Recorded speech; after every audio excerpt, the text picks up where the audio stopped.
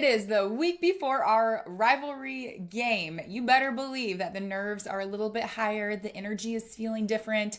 All the social media buzz is buzzing around this game, and my players can feel it too. So, in this episode, I'm going to talk about how we prepare for rivalry games because it seems like everybody thinks that we're their rivals. So there's a lot that happens throughout the season. And the biggest mistakes that coaches make when they prepare for bigger rivalry games like this, and some mental game hacks that we can be all doing as we prepare for these games throughout your season. Because here's the truth. Rivalry games and big pressure games like this just expose any cracks that are happening on your team. You got drama, you've got confidence issues, you've got anything else going on. It happens to pop up in the times that you really don't want it to. So we'll talk about how you can take care of those things head on. And if I haven't met you, I'm Coach Bre. I'm a 14-year head volleyball coach.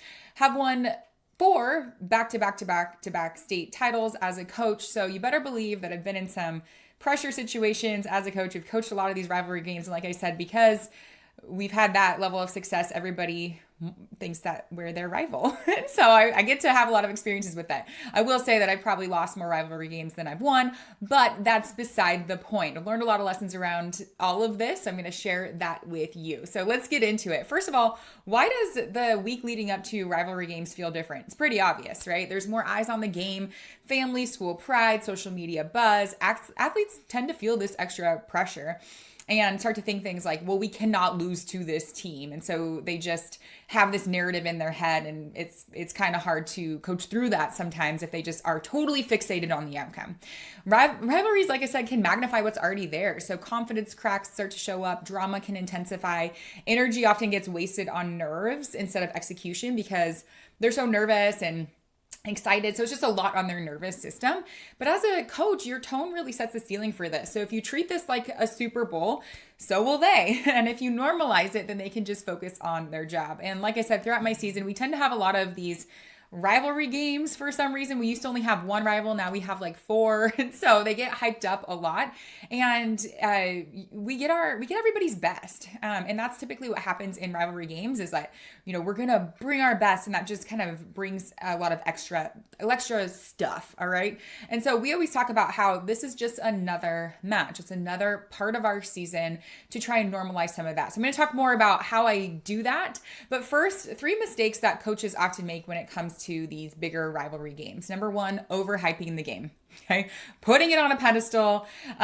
Instead, let's normalize it. It's just another match. And my college coach used to always say, it's just another turkey dinner. Anytime we would play any of these like playoff games or championship games where the tension can be a little bit higher, the pressure is a little bit higher, she used to say, you know what, you could eat turkey, mashed potatoes, stuffing, gravy, all the fixings of a Thanksgiving dinner any day of the year. But then when it comes to Thanksgiving, you can eat that same stuff, but somehow it feels magical and special and different. When in reality, the contents of the meal are all the same. It's just another turkey dinner. So let's treat it like that. It's just volleyball. Okay. We pass, set, hit, serve, dig every single day. And we're just going to do that again. So try and normalize it a little bit. Right. Mistake number 2 is overcoaching in practice. We try and throw in, and I have done this before, and I don't anymore, but we throw in new plays. We change the game plan. We're like, all of a sudden, we're going to start doing this because we're playing this team. And rivalry week is not a time for an overhaul. We need reps and confidence. So we need to get good at what we are good at so that there's no like wrinkles in the game plan and athletes can go out feeling confident, not like, oh my gosh, we just overhauled our offense and I don't feel confident that I know what I'm doing. And so get really good at the basics. Now, that's not to say if you know tactics and strategies and like, you're trying to scout the other team and you're just adjusting things based on what you see.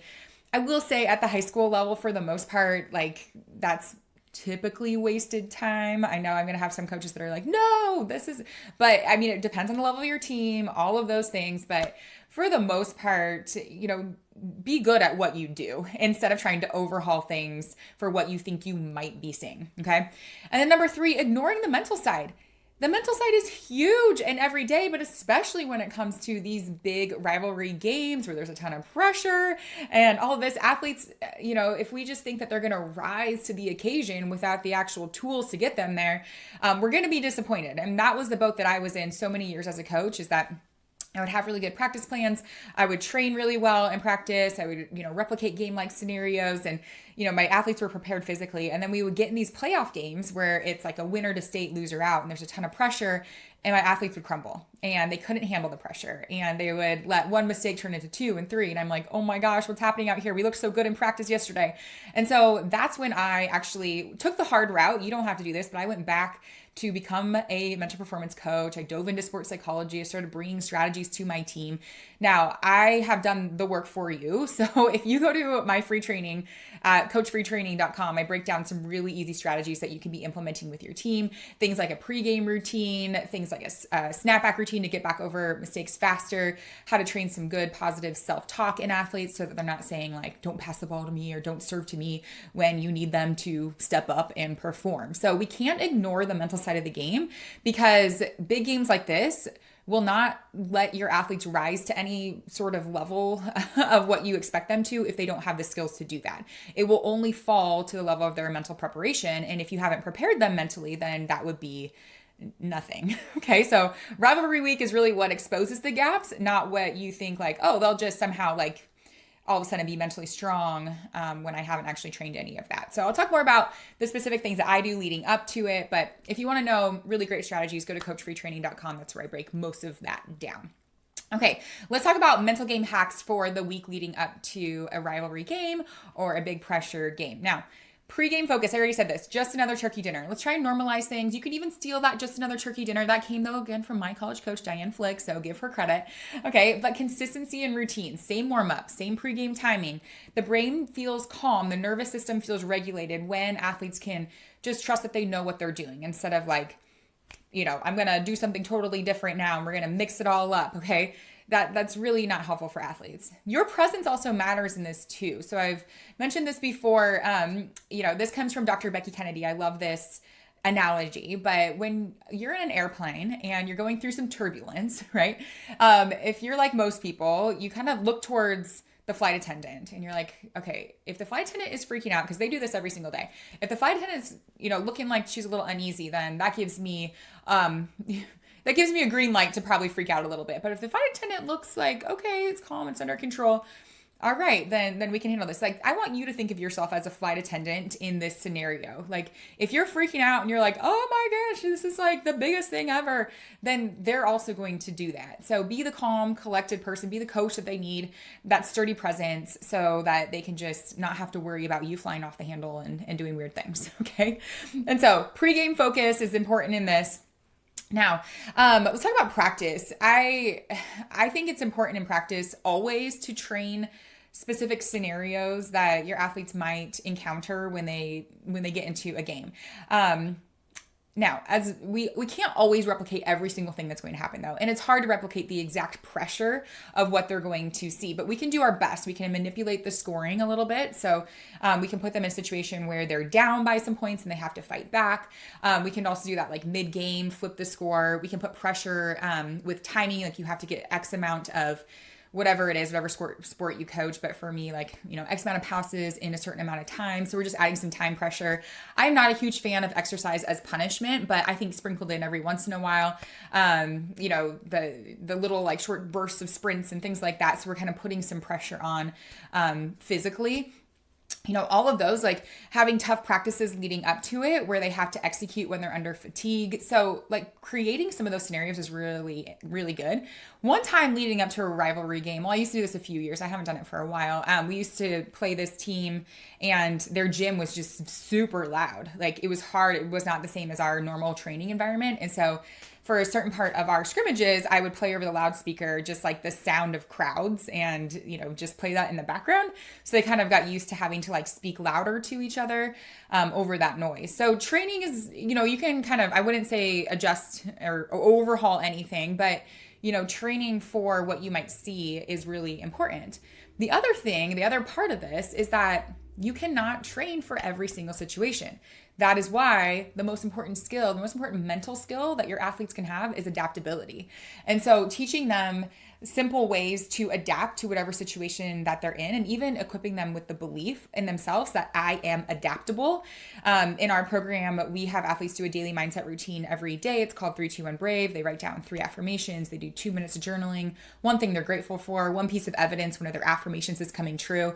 And these affirmations are found based on what they want for the season. They're not just like random affirmations, but I always encourage athletes, like, one of your affirmations, if you're going to pick anything, is I am adaptable. That is one of the most powerful affirmations that an athlete can have, because when they're in those tough situations, to fall back on a mantra of I am adaptable is so great. It's almost like getting out of victim mindset and why is this happening to me, to I'm adaptable. I don't know necessarily what I'm going to do in this situation, but I know that there's a way out and there's a way through. And one of the skills that we give athletes is called a SnapBack routine. So it's a combination of a breath, a reset word at the top, a reset signal on their exhale. It takes like 2 seconds. So a mantra of I'm adaptable combined with a reset method, like the SnapBack routine, is so powerful, because now when they're in that situation and they, can typically freak out and the crowd is loud and they're saying like, oh my gosh, we're losing. And what am I going to do? Take me out. I don't want to, they start going down this spiral. Now they're falling back on more positive self-talk. They have their snapback routine to get over a mistake faster. So equipping them with those skills, not just in prep for rivalry week, but really setting the foundation early, like, is so powerful, because that's what they're going to lean back on in those pressure situations. And I've been in a lot of, tight situations. I will say in the championship match last season, it wasn't a rivalry. We were actually kind of surprised to even be in that match, to be honest. But we were in a tough situation. We were down championship point in the 4th set. So talking volleyball here, you need to win 3 out of 5. So the other team had won 2.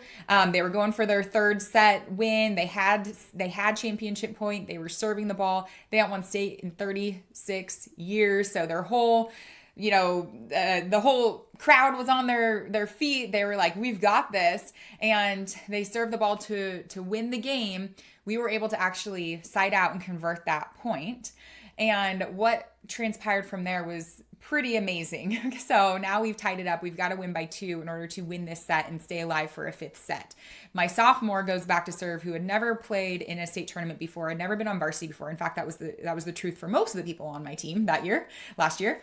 And so she goes back and I'm like, sophomore, all right, let's go. Love this for us. But she was looking pretty confident. She goes back, he serves the ball, great serve. The other team, they pass, they kind of botch the play, and one of their best players, who's going on to play Division I volleyball, I mean, she's doing that this fall right now, free balls the ball into the net, which is very uncommon. That is like an unforced error that's not common at that level, especially from a player that way. The nerves were getting to them, right? So now they were falling back. They were falling back on what their training was in that moment. So my sophomore, we got that point. Sophomore goes back to serve again. They set their best hitter. Best hitter goes out, hits the ball out of bounds, another unforced error. And I just saw it real time unfold that my team, and when I asked, actually the reporters interviewed her afterwards. By the way, we won that set. And then we went on to win the 5th set and win state, which was like amazing. But the reporters interviewed her and they were like, what were you thinking? What were you doing? And she's like, I was just doing my breath, saying my reset word, our snapback routine that we had been training every single day that season. And honestly, I was like, is this working? Is this worth our time? It is, because it really you get exposed in those games. Your athletes will fall to their level of their preparation. And if their mental preparation is not there, then that's what's going to happen. And so giving your athletes skills that they can fall back on, and has saved us time and time again in these championship and these big games. Now, obviously, I'm not saying that you're going to win every single championship game or win every rivalry game, because there's a lot of that goes into it, but I don't want to lose a game to mental errors anymore. That's kind of what I decided as a coach, is I want to give them the skills that they need so that they're fully prepared. And I've done everything in my power to train them physically and mentally so that they're ready to go. And if the other team just ends up being better than us, then that's that, okay? But we're not going to lose to mental errors anymore, all right? So you can do that for your team too.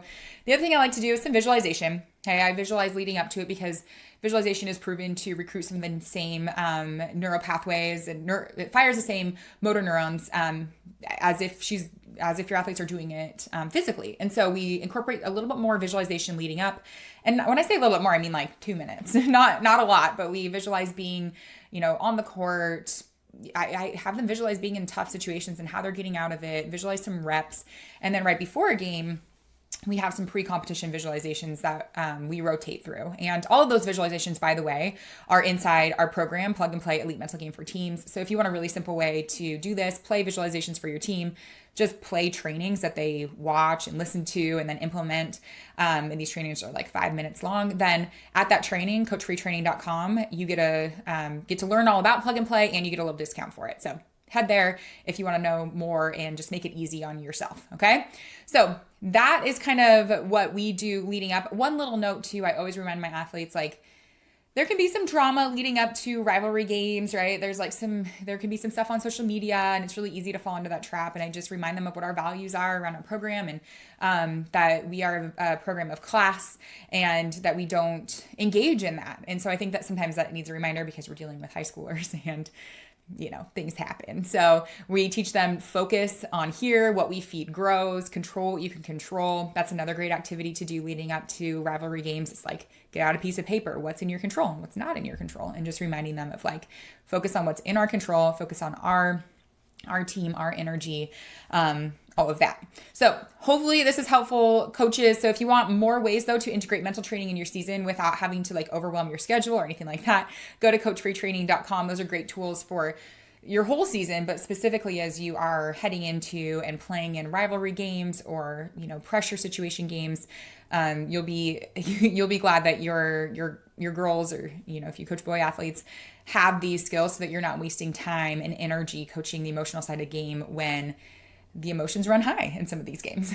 All right, coaches, I am Coach Bre, and I will see you in the next episode of the Coach Your Game podcast.